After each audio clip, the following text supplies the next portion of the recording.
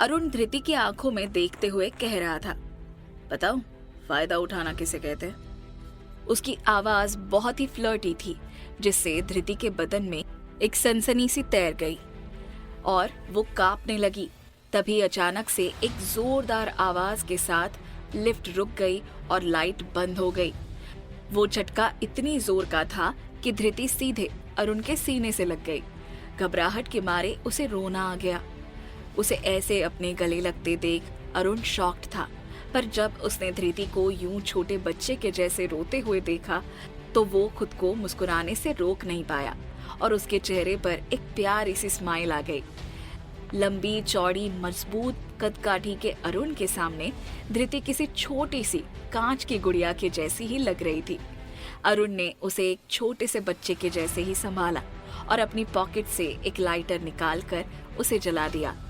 रोने की वजह से धृति की आंखें लाल हो गई थी और लाइटर से फैली मध्यम रोशनी उसे और ज्यादा खूबसूरत बना रही थी, जिसकी वजह से अरुण को वो और ज्यादा प्यारी लग रही थी। अचानक अरुण का गला सूखने लगा और उसने धृति को पकड़कर दीवार से सटा दिया और धीरे धीरे उसके चेहरे के करीब आने लगा। धक धक धक धक धृति का दिल जोरों से धड़क रहा था, लेकिन अरुण उसके और करीब आता तभी धक्का देकर खुद से अलग किया और एक जोरदार थप्पड़ उसके गाल पर मार दिया। ठीक उसी टाइम लिफ्ट का दरवाजा खुला और वो वहां से भाग गई। उसके वहां से इस तरह भागने से अरुण ने गुस्से में अपना हाथ लिफ्ट की दीवार पर दे मारा और खुद से कहा, अरुण तुझे क्या हो गया है? तू शनाया से प्यार करता है और तुझे उसी के बारे में सोचना चाहिए, ना कि इस लड़की के। इधर आरती भी यहाँ वहां धृति को ही ढूंढ रही थी। उसे इतना गुस्सा आ रहा था कि उसने मॉल के ही एक साइड में खड़े डंडे को उठा लिया और कहने लगी, शैतान आज तेरी खैर नहीं। और तभी उसके कंधे पर किसी ने एक हाथ रखा और आरती ने सोचा कि वो धृति है और उसने अपना डंडा उठाकर उस पर मार दिया। पर वो धृति नहीं, समीर था, जो वहां अपने दोस्तों के साथ नीचे थिएटर में मूवी देखने आया था। और तभी उसकी नजर आरती पर पड़ी और वो उसके पास आ गया। और जब आरती ने देखा, समीर तुम यहाँ क्या कर रहे हो? समीर दर्द से कराहते हुए बोला, मैं तो तुमसे यही पूछने आया था कि तुम यहाँ क्या कर रही हो, पर तुमने तो मुझे डंडा मार दिया।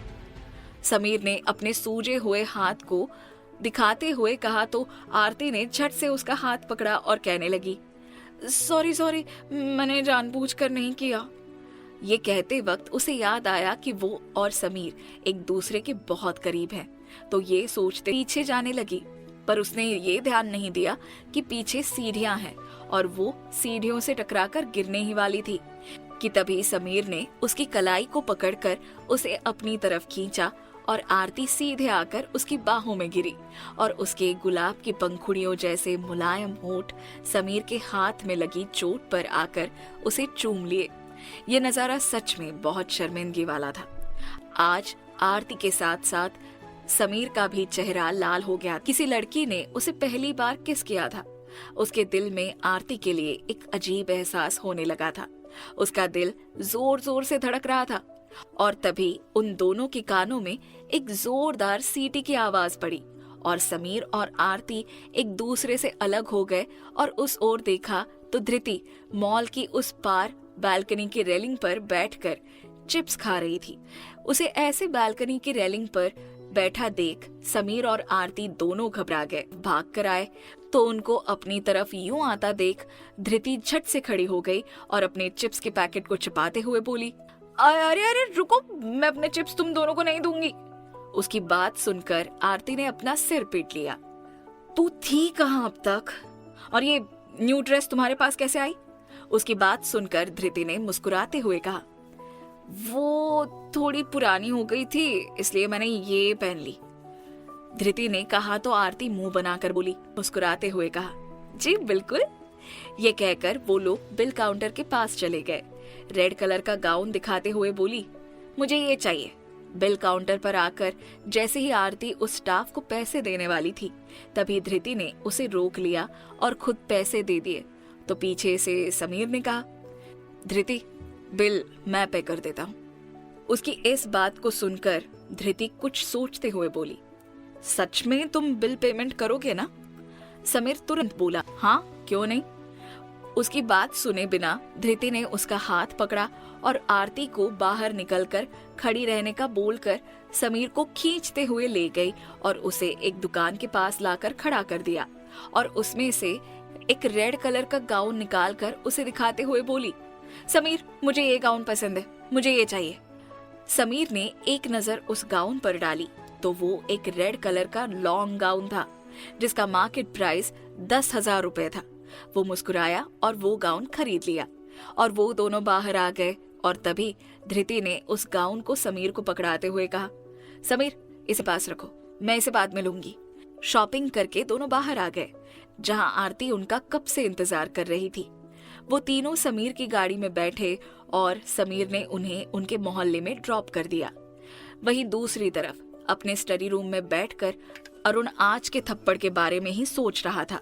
उसने गुस्से में कहा, उस लड़की की हिम्मत कैसे हुई अरुण रॉय चौधरी पर हाथ उठाने की? पूरा शहर मेरे नाम से कांपता है और उस लड़की ने, छोड़ूंगा तुम्हें। ये कहते ही उसने अपनी आंखें बंद कर ली और उसके सामने धृति का मासूम सा चेहरा आ गया। उसकी वो मासूमियत से भरी बड़ी बड़ी आंखें, उसकी बेवकूफी वाली बातें, उसका वो मुस्कुराता हुआ चेहरा और कैसे लाइट बंद होने के बाद धृति का उसके सीने से लग जाना। ये सब सोचते हुए उसके चेहरे पर एक प्यारी सी मुस्कुराहट आ गई। अचानक अरुण हैरान हो उठा। अरुण, उस लड़की के बारे में सोचना बंद कर दे। और वो लड़की, इसे तो मैं सबक सिखा कर ही रहूंगा। आज जिन हाथों से उसने मुझे थप्पड़ मारा है, एक दिन उन्हीं हाथों से वो मुझसे भीख मांगेगी। ये कहकर उसने अपना फोन उठाया और अपने मैनेजर रजत को कॉल कर दिया। सामने से आवाज आई, यस सर। आपको कुछ काम था मुझसे?